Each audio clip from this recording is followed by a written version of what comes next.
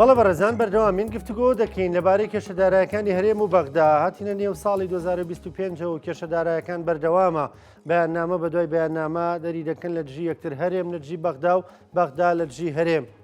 بزانین کیان ڕاست دەکەن و بە نەتیجە چۆن دەکەوێتەوە بۆ خەڵکی کوردستان گفتوگوێن بابەتانە دەکەین لەگەڵ زۆر بەڕێز مامۆستا شیروان میرزا بەڕێزیان ئەندامی پێشووی لیژنەی دارایی بوون لە ئەنجومەنی نوێنەرانی عێراق مامۆستا سڵاو لێبێ بەخێراتی سەر زۆر بەخێر بێ مامۆستا چەند خولەکێک بەر لە بەرنامەکە وەزارەتی دارایی هەرێمی کوردستان ڕوونکردنەوەیکی بڵاو کردوەوە بەیاننامەیەکی بڵاو کردوەوە ینی بە پوختەی بەیاننامەکە وەیە دەڵێ بەغدا پابەند نەبووە هەم بە بڕیارەکانی دادگای فیدرالی و هەم بەو ڕێکەوتنانی کە هەبوونە بەشە بودجەی هەرێمی کوردستانی نەناردووە کەمتری ناردووە لەوەی کە حەقی خۆمانە ئەمێ ڕای تۆ بزانام لەسەر ئەو بەیاننامێ. طبعا زۆر سپاس و سڵاو ڕێز بۆ بینەرانی خۆشەویست طبعا بەیاننامەکە فعلەن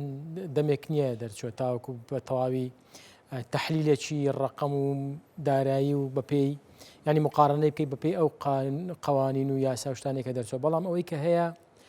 طبعا لە بینی هەرێم و بەغدا بۆتە با بڵێین سیباقی دەرکردنی بەیاننامە کامە لە ڕاستیدا بە نەتیجە یەک فلسی قەڵب ناهێنە بۆ موچەخۆر ئەمە یەک دوو هەردوو لا تاوانبارن ینی ئەگەر بین تەحلیلی بڵین ئەوە بکەین کە چ ڕووی داوە لە ماوەی ڕابردوو یا بڵێن لە ساڵی ڕابردوو هەردوو لایەن بەشی خۆیان بەرپرسیارەتان دەکەوێتە سەرشان و بە نەتیجە خەڵکی کوردستان و موچەخۆرانی کوردستان بازەکە دەدەن. حکوومەتی هەرێمی کوردستان یەکەم ئەوەی کە باس دەکات داهاتی نانەوتی کە دەبوو بیگەڕاندباوە نەیگەڕاندوتەوە و لە مانجی دەوە طەیب سامی وەزیری دارایی و وەزارەتی دارایی عێراق بەڕسمی داوای دەکا 399 ملیاریان گەڕاندوتەوە لە 4 تریلیۆن و 300 ملیار یعنی ڕقەمەکان با بڵین ئەگەر دقیق نەبن بەڵام بە تەقریبی ئەوەندە بەتەقریبە. طبعا لێکدانەوەی جیا لە نێوان هەردوو لا هەیە بۆ قانونی ئیدارەی مالی مادەی 29 بۆیە ئەگەر بین حسابی بکەین هەرێم دەڵێ ئەو پارەی کە ماوە بۆ تەشغیلی بەکارمان هێناوە طبعا ڕاست دەکات بۆ تەشغیلی بەکاری هێناوە بەڵام ئەو پارەی کە بۆ بەغدا نێردراوە زۆر کەمترە لەوەی کە بەپێی ئەو ڕقەمەی کە خۆیان اعترافیان پێکردەوە بەغدا طبعا 2 ڕۆژ پێش ئێستا بڵاوی کردەوە ئەمڕۆ ئەوان اعتراف دەکەن دەڵێ بەڵێ ئیجمالی داهاتی نانەوتی داهاتی ناوخۆ ئەوەندەیە ئەوەندەمان ناردۆ بۆ بەغدا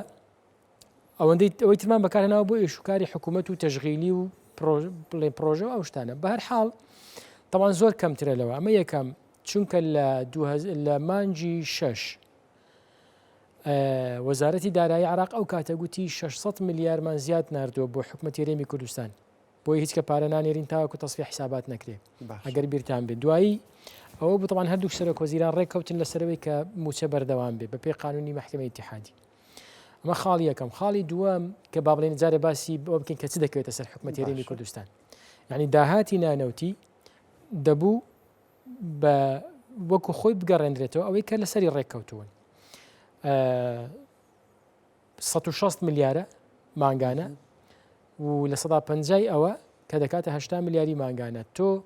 400 ناردۆ 400 دەکاتە هی 5 مانگ وانە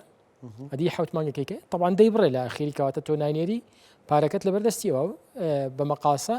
ئیستقطاعی دەکا و دەی بڕێ. ئەمە خاڵی دووەم ئەم بەیاننامە و وردەکاری و ناردنی وەفدی فەنی و ئەمانەی کە ئێستا لە ساڵ تێپەڕی و حسابات داخرا و کەوتینە ساڵی تازەوە ئینجا بە خۆکەوتوین دەبوو لە مانگی لانی کەم لە مانگی 7 لە مانگی 8 لە 8 لە 9 بە خۆمان کەوتبین چونکە لەو کاتەوە هەمومان دەمانزانی لە مانگی 12 تەصفیح حسابات دێتە گۆڕێ کورتێنان دروست دەبێ ئەم کورتێنانە کاتێکم بڕەپارەی کە ماوە بەشی موچە ناکات دەبوو لە ئێستاوە خەمی مناقەلە بخۆی خەمی ئەم وردەکاریانە بخۆی یعنی مەسەر بنمونە من بۆ خۆم لەوانەیە لە دە بەرنامە زیاتر گوت بێتم لە مانگی 12 مشکلە دروست دەبێ باش تەصفیح حسابات دەکرێت. ئەمە ڕێککەوتنێکە بوو لە نێوان هەرێم و بەغدا لەسەر و قسەی جەنابەت ڕێککەوتنێکە بوو ئەو بوو هەمومان زانیمان تەنانەت لە کۆبوونەوەکەی ئەوەی کە سەرۆکی حکوومەت و ئەنجومەنی ئابووری وزاری هەر نوێنەری لایەنە کوردستانەکان ئەوەی چەند ڕۆژە بەڵێ لەوێ ئاماژەی وەزیری دارایی ئاماژەی بۆ کردووە دەڵێ جاری وا هەبوو ئێمە لیستیشمان نەناردووە بەغدا پارەی ناردووە ینی سەکە لەسەرەوەی ئەمە دەزانین لە مانگی نوێیا بوو پێم وابێ بە دیاریکراوی بەغداوتیەوە تا سەری ساڵ لێتان دەوەستین یعنی لیست و حساب و کتابی خۆتان ساف بکەن بەڵام لە ساڵی نوێدا لە ساڵی تازەدا ئیترێمە هەڵە قوبڵ ناکەین. بۆچی لە پڕلیسانم کێشانە دروست بۆیە خۆمە موچەی هێشتا 2024 ئەم کێشانە تەوان بەشێکی پەیوەندی بە موچەی مانگی 12 هەیە کە حکوومەتی عێراق دەڵێ من ناردوومە و هەرێم دەڵێن نەهاتووە بەو حسابەتێکی سەگرکە و 822 میلیارەی کەماوە بە حساب کامیان ڕاست دەکەن بڕێت یعنی دەزانی چۆنە دەکرێت بڵین هەردوو ڕاست دەکەن دەکرێت بڵێن هیچیان ڕاست ناکەن زانی بۆ ئێستا من دوو خاڵم باس کرد کەمە لەسەر حکوومەتی هەرێمی کوردستان بووە نیە تەوتین خاڵی سێم تا ئێستا تەوتین نەکراوە و لە بینی تەوتین و هەژماری مندا هاتن بەزمێکیان دروست کرد کە ئێستا لە دوێنێ و پێرێ محکمەی اتحادی جارەکی دیکە وەزارەتی دارایی دەڵێت تا ئێستا تەوتین نەکراوە کاتی خۆی گوتمان زانی بۆچی لەبەرەوەی تەوتین جێگەی هەژماری من دەگرێتەوە و من کاتی خۆی باسی ئەومان کرد کە بەداخەوە خەریکە موچە خۆرانی هەرێمی کوردستان دەکرێتە قوربانی هەژماری من لە پێناوی هەندێک با بڵین بەرژەوەندی طبعا من بەو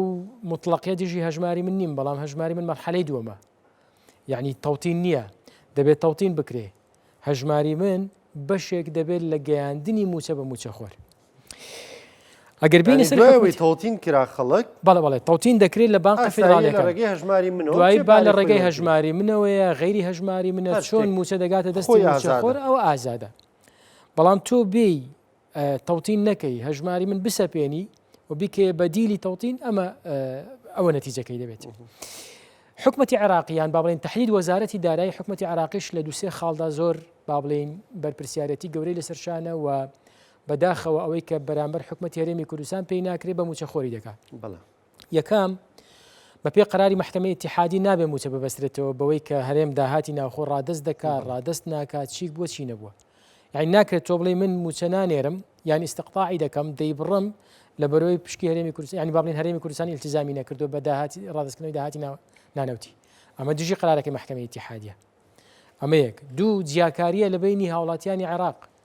ینی لە بنمایەکی دەستورە کە هەموو هاوڵاتیانی عێراق یەکسانن سێ تۆ لە پشکی هەرێمی کوردستان پارەیترت لە بەردەستە یعنی خۆ لە موازنەی 2024دا پشکی هەرێمی کوردستان زیاتر لە 20 تریلیۆن دینارە ئێمە 11 تریلیۆن تۆ بڵێ 12 تریلیۆنمان پێویستە بۆ موچە 8 تریلیۆنەکەی کە 10 تریلیۆنەکەی کە ببڕە لە حساباتدا لەگەڵ هەرێمی کوردستان حساباتی پێ بکە ئیستقطاعی بکە مەقاسی پێ بکە باز بۆ موچە خۆران بۆ بەس لە بەرمونە هەموو عێراق بە سەرۆک وەزیرانیشەوە بە وەزیری داراییشەوە بە هەمویانەوە دەزانن کە موچەی مانگی لە مانگی 12 دراوە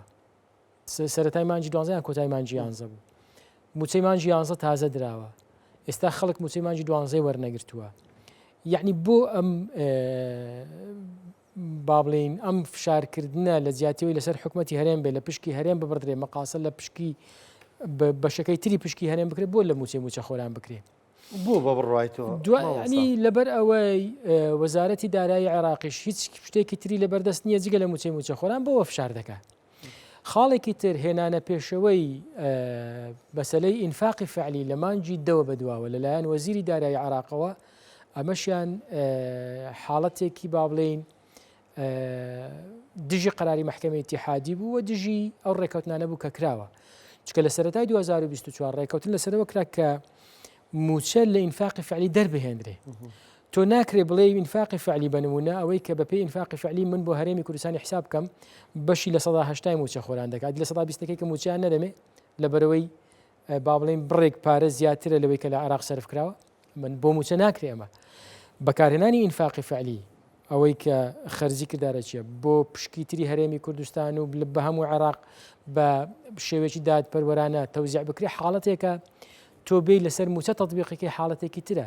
زۆر نامەنطقیە زۆر ناواقعیە زۆر ناقانونیە تۆ بێ لەسەر موچە حسابی بکەی بۆیە ئەم خاڵانەش خاڵی نێگەتیڤن لەسەر وەزارەتی دارایی عێراق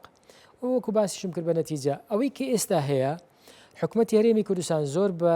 با بڵێن بە ڕژدییان بە جددی داوای موچەی مانگی 12 دەکات و بۆ 2025 دەیانەوێت لە ڕێکەوتنێکی تازەدا یا ماڵێن لە تێگەشتنێکی تازەدا ئەو گرفتانێک کە هەیە دووبارە نەبنەوە بەو پێی کە مەوزوعی بایۆمەتری موچە خۆران تەواو بووە لیست تقریبا تەواو ینی خەلەلێکی وای تێدا نەماوە چونکە لە کۆتایی مانجی 12 ئەوە بوو کە وەزارەت ئەنجومەنی وەزیرانی حکوومەتی عراقی ئۆکەی یان با بڵێم ئاعترافی بە بایۆمەتری تەواوی لیستی موچەی موچەخۆرانی هەرێمی کوردستان کرد و تەواو هیم بوو. ئێستا شتێک نەماوە بە ناوی با بڵێن گرفت لە لیستی موچەخۆراندا. واتە لیستەکەمان پاک و خاوێنە تقریبا یعنی لەبەر ئەوەی لە مانگی تا مانجی 12 و ڕێکەوتنانەی کە کرابوو تا کۆتایی ساڵ دەبێت لیستی موچە بە تەواوی پاک بکرێتەوە ئەوە بوو کە ئێستا لیستی موچە بەو شێوەیە کە عێراق قبوڵیەتی داوای کردووە و بەپێی ئەو وەفدی فەنی هاتن بۆ ئێرە و ڕۆیشتن و چی بوو تا لە کۆتایی ئەوە دەرچوو کە ئێستا وەزارەتی دارایی حکوومەتی فیدراڵی دەیەوێت و ئەنجومەنی وەزیرانیش ئاعترافی پێ کردووە. ئەمە خاڵێکی گرنگە ئەمە تەواو بووە. خاڵی تر بە نمونە لە هەتا لە بەیاننامەکەش پێم وایە باسی هین دەکات، باسی هاوتاکردنی موچەی خانەنشینان دەکات. دەزانی هاوتاکردنی موچەی خانەنشینان ڕاستە وەکو خۆی ینی بەشێک لە موچەخۆرانی مەدەنی موچەکانیان هاوتا کراوە بەڵام هەمووی نەکراوە. سەربازیەکان نەکراوە مەدەنیش هەندێکی نەکراوە. طبعاً لەبەر چی؟ لەبەر ئەوەی مەدەنیش بەشێکی لە هەرێمی کوردستان ئەگەر هاوتای عێراق بکرێ موچەکانیان دادەبەزێ. مەخاڵی یەکەم. یعنی ڕاستە بەیاننامەکە دەکات بەڵام من پێم وایە بەشێکی حکوومەتی هەرێمی کوردستان خۆی لێ دەزێتەوە. لەبەرەوەی بەشێک لەوانە موچەکانیان کەم دەکات. خاڵی دووەم ئەوەیە کە عێراق دەچێتە سەر سندوقی خانەنشینی ئەگەر تۆ لە عێراق داوای خانەنشینی بکەیت کە دەچێتە سەر سندوقی خانەنشینی چەند ساڵ خزمەتی خانەنشینی بۆ حیساب بکات 10 ساڵ 20 ساڵ چەندە باشە دەڵێ باشە بۆت حیساب دەکەم بەڵام کوا ئیستیقطاعی تەقاعودی ئەوەی کە با بڵێن لێبڕینی خانەنشینەوەی کە مانگانە هەموو موچەخۆرێک لە 100 تا لە 100 موچەکەی دەبڕدرێ و دەخرێتە سندوقی خانەنشینیەوە. تەمانێ من لە هەرێمی کوردستان یەک فلسمان نییە، هەر سندوقەکەشمان نییە، بەڵام لە بەغدا سندوقی خانەنشینی هیچیانە لە بەغداد لە هەرێم نەخێر هەر نیمانە ئەم پارێکی لات ئەم پارەیە دەبڕێ بە ناوی خانەنشینیەوە لە هەموو فەرمانبەرێک دەبڕدرێت طبعاً لە 100 تا لە 100 بە حساب دەچێتەوە سەر با بڵێن دەچێتەوە سەر خەرمان دەچێتەوە سەر کۆمەڵک خەرمانەکەش نییە خەرمانەکەش ئەوە حاڵەتەکەیەتی کە دەیبینین بەڵام لە بەغداوانیە طبعاً لە بەغدا دەچێتە سندوقی خانەنشینی. تەسەوەر کە سندوقی خانەنشینی یەکێک لە سندوق هەرە دەوڵەمەندەکان لە بەغدا. ئێمە لە 2021 کاتێک کە پێشنیاری ئەوە کرا قەرزی ناوخۆ بکەین یەک لەوانەیە کە پێشنیار کراوە هاتە پێشێ گوتی من دەتوانم تا 10 تریلیۆن دینار بە قەرز بدەمە حکوومەت سندوقی خانەنشینی بوو 10 تریلیۆن دینار بەڵێ لەبەرەوەی سندوقی خانەنشینی ئەو پارەی کە ئیستیقطاع دەکرێت لە 100 طبعاً دەچێتە سندوقی خانەنشینی وەما ساڵانەش حکوومەت خۆی داعمی سندوقەکە دەکات 100 تا 15 تری دەخاتە سەر چکە بۆ خۆی خانەنشینی 125 110 فەرمانبەرەکە تەحملی دەکات 115 حکوومەت تەحملی دەکات دەیدات. مەبەستم ئەوەیە بڵێم تۆ بچێ وردەکاریەوە حکوومەتی هەرێمی کوردستان بچێتە وردەکاریەوە بۆ هاوتاکردنی خانەنشینی بە شێوەیەکی گشتی و جێبەجێکردنی یاسای خانەنشینی یەکگرتووی عێراق دەڵێ زۆر باشە فەرمو من موچەی خانەنشینی هەر هەموو لەسەر سندوقی تەقاعودی دەدەم بەڵام کە دەچێتە سەر سندوقی تەقاعودی دەبێت ئیستیقطاعی چەند ساڵی خانەنشینی بۆ حسابکردووی لێبڕینی هەموو ئەو ساڵانەی دەوێتەوە. ئێستا هەموو ئەو فەرمانبەرانەی بە ئێمەشەوە هەمووانەوانەی کە لە بەغدا خانەنشین بووین و خزمەتی هەرێمی کوردستانمان بردووە چەند ساڵ خزمەتی هەرێمی کوردستانمان بردووە هەر هەمووی دەبێت پارەی ئەو چەند ساڵی کە لێرە دامانە بەهرم دەبێت لە بەغدا تقریب چەندەکە مامۆساوی یعنی زۆر دەکا ئەوە چکە بەپێی بڵێن هەر فەرمانبەرەوە بە شێوەیەک دادەمەزرێ هەرێکە و لە پلێک بووە لە مەنسەبێک زۆر دەکا ئەمە زۆر دەکاوە یعنی پێویستی بە حەلەکی سیاسی هەرێم دەیەوێت ئێستا بڵێ مەبەستم ئەوەیە بڵێم هەندێک خاڵی وروژاندووە لە بەیاننامەکە کە ئەگەر بێتە سەر وردەکاری مەرج نییە حکوومەتی هەرێمی کوردستان قازانج بکە بە شێوەیەکی گشتیان بەیاننامانە وەکو باسمان کرد لە بیدایەتەوە یعنی چاری دەردی موچەخۆر ناکە چاری دەردی موچەخۆر ئەوەیە ئێستا ئەوەی کە با بڵێن لەو سەردانانەی کە هەیە لەگەڵ بەغدا ئەو پەیوەندیە باشە سیاسی کە هەیە ئێستا بەکار بهێنرێ سوودی لێ ببیندرێ بۆی کە چارەسەرێک بدۆزرێتەوە بۆ موچەی مانجی 12 دڵنیایەک بدێ موچەخۆر بڵێ موچەی مانجی 12 دەدرێت یانیەگەرم ماچ موچەی نێوان سەرکردەکان موچەکە بۆ خەڵک دەسە بەرنەکە بە هیچ سوودی نییە بەڕاستی یعنی ئەگەر چارەسەری ئەم قەیرانانە نەکە بە قازانجی هاوڵاتی هیچ سوودی نییە. دەزانی ئێمە لە بەیاننامەکەی با بڵێن کۆبوونەوەکەی ئیدارەی دەوڵەت کە دەڵێ کێشەیەکی سیاسی نییە تەوان ڕاست دەکات لە بەرەی ئێستا هیچ گرفتی سیاسیمان لە نێوان سەرکردەکانی عێراقدا نییە دەزانی ئەگەر ئەم قسەی ڕاست بێ عێراق هەڵسوکەوتێکی سیاسیانەمان لەگەڵ بکە بە تایبەتی لە بابەتی موچە گوناحێمە لە بەغدابین ئەگەر وایە بۆیە من پێم وایە فعلەن ئێستا پەیوەندیەکی سیاسی زۆر باش لە نێوان هەرێم و بەغدادا هەیە لە نێوان بەرپرسانی یەکەمی هەردوو حکوومەتدا هەیە وانە ناڵم عقلێتی شۆڤێنی نییە یعنی عقلەتی شۆڤێنی نییە پێی وایە مەسەرەن تۆ حکومەتی هەرێمی کوردستان لە ساڵانی ڕابردوودا ئەگەر ئێستاش نەبێت لە ساڵانی ڕابردوودا نەوتی فرۆشتووە پارەی نەوتی وەرگرتووە بەشدار نەبووە لە ئیراداتی دەوڵەت پارەیەکی زۆری بۆ ڕۆشتووە عقلەتێک هەیە دژی ئەمەیە عقلێکی شۆڤێنی بەڵام ئەمە مانای ئەوە نییە تەسیراتی لەسەر ئەو قرارانەی ئێستا هەبێ و قرارانەی ئێستا وەزارەتی دارایی حکومەتی فیدراڵ بڵێن بنمونە وەزیری دارایی یعنی مۆزەفێکە و کەسێکی مەسلەکیە یعنی سیاسی نییە ئێمە بۆ گیرمان خواردۆ بەدەستێ لەبەرەوەی کاتێک کە ڕقم دەچێتە بەردەستی ئەو ڕقم دەزانێ ئەو عیلاقەی نییە لە پشتی ڕقمەوە چی هەیە و چی نییە ئەو عیلاقی ئەوەی نییە تەسیراتی ئەو بڕیارێک کە بە پێی ڕقمەکان دەری دەکا لە نێوان هێزە سیاسیەکان لە نێوان هەرێم و بەغدا چی ڕوودەدا بەنامەکەی ئەمڕۆی هەرێم دەڵێ بە پێی ڕقم بێ دەڵێ 822 ملیار دینارمان لای بەغدا ماوە و بووینە ناردوین بۆمان بنێرن ڕاست دەکەن دەزانی ئەمە کە کاتێک تۆ جدوەلەکانی کەم تعدیل کرا لە سەرەتای 2024 و قەراری محکەمەی اتحادی پێدەرچوو بەپێی ئەو جدوەلانە لەگەڵ ئەوەی کە هاتووە ڕاستە بەڵام وەکو باسم کرد داهاتی ناوخۆ نەگەڕێنراوەتەوە عێراق لە بری ئەوە لە بری داهاتی ناوخۆ کە نەتگەڕاندێتەوە لەوەی بڕیبێتی باشە ئەیمە مەسابە من پرسیارێک بکەم تۆ شارەزای یابووریت ینی ئایا ئەم حکومەتی هەرێم هەر بە موچە بەڕێوە دەچێ ئەی خۆ مەسروفاتی نییە ئاخر ئەوە نییە ئەدی 4 تریلیۆن و ئەوەندە دینارەکە ئەم 4 تریلیۆنە وەبزەم 600 ملیاری ناردۆتۆ 399 ینی تۆ بڵێ 400 ملیاری ناردۆتۆ بامبووی ئەی ئەوەکەی تری دەڵێ بەکارم هێناوە بۆ مەسروفاتی حکومەت دەزانی ئەوەی تری بەکار هێناوە ڕاستە بەکاری هێناوە بۆ ئیشوکاری تەشغیلی ڕۆژانەی حکوومەتە و بابانەی کە لە موازنەدانراوە هەرچەند بەداخەوە طبعاً بەشێکی زۆری سەرفکردنی ئەم پارەیە بە میزاجە بۆ بە میزاجە لەبەرەوەی موازنەمان نییە ئەگەر هەرێمی کوردستان یاسای موازنەی هەبێ لە بیدایەتەوە هەموو لایەنەکان و لە پەرلەمان ڕێک دەکەوین لەسەرەوەی ئەوەندە پارەمان دێتە دەست و بەم شێوەیە سەرفی دەکەین هیچ لایەک پراوێز ناخرێ هیچ کەسێک نایکاتە دەستکەوتی شخصی و حیزبی بڵێ هیچ شارێک پراوێز ناخرێ یان هیچ وەزارەتێک پراوێز ناخرێ ئەو کاتە من بیکەمە مەکرەمەی شخصی بڵێم وڵا پردێک لە فلان شوێن دروست دەکەم و جادەیەک لە فلان شوێن دەکەم و مەکتب بۆوێ دەکەم و پرۆژەی ئاوی ئەوێ چا دەکەم بیکەمە نەخێر ئەو کاتە لە موازنە دیاری دەکرێت سەرفکردنی پارەی هەرێمی کوردستان تا ئێستا بە میزاجی شخصی دەسەڵاتدارەکانە ئەوەی کە زۆرترین پارەیان لەبەردەستە لەبەرەوەی هیچ یاسایەکمان نییە بە پێی یاسە سەرف نابێ خۆ ئەگەر بینە سەر بابەتی قانونی سبینێت تۆ بە چه سەلاحێتێک بنمونە سەرۆک وەزیران بە کام سەلاحێت و کام یاسایە تۆ پارە سەرف دەکەی مەداهاتی ئەم میلەتەیە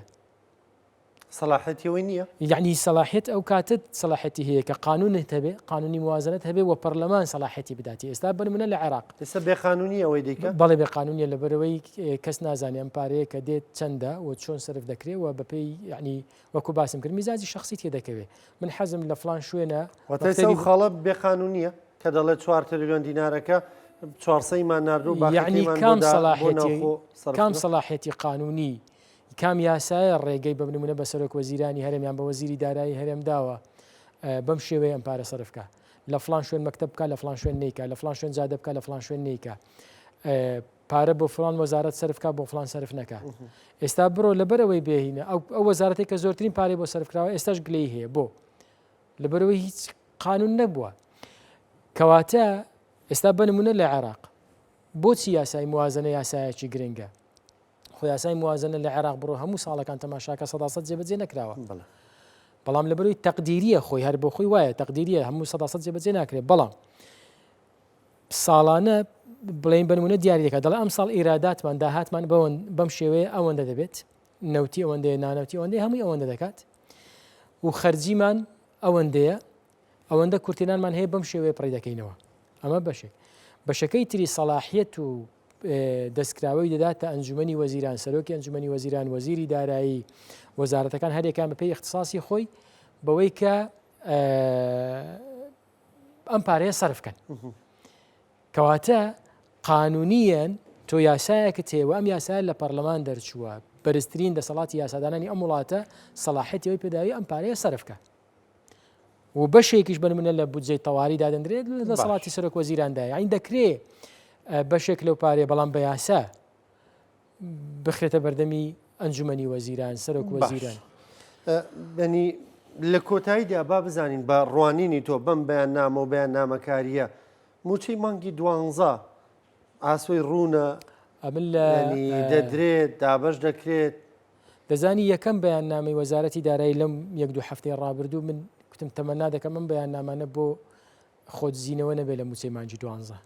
هی هەرێمیش هەروە هەست پێ ناکەی؟ یعنی هەرێمیش هەروایە، ینی بەس ئەوەیە دەیەوێ مەسئولیەت و بەرپرسیارەتی موچەی مانگی 12 لەسەر خۆی لا با بڵێ لەسەر حکومەتی عراقیە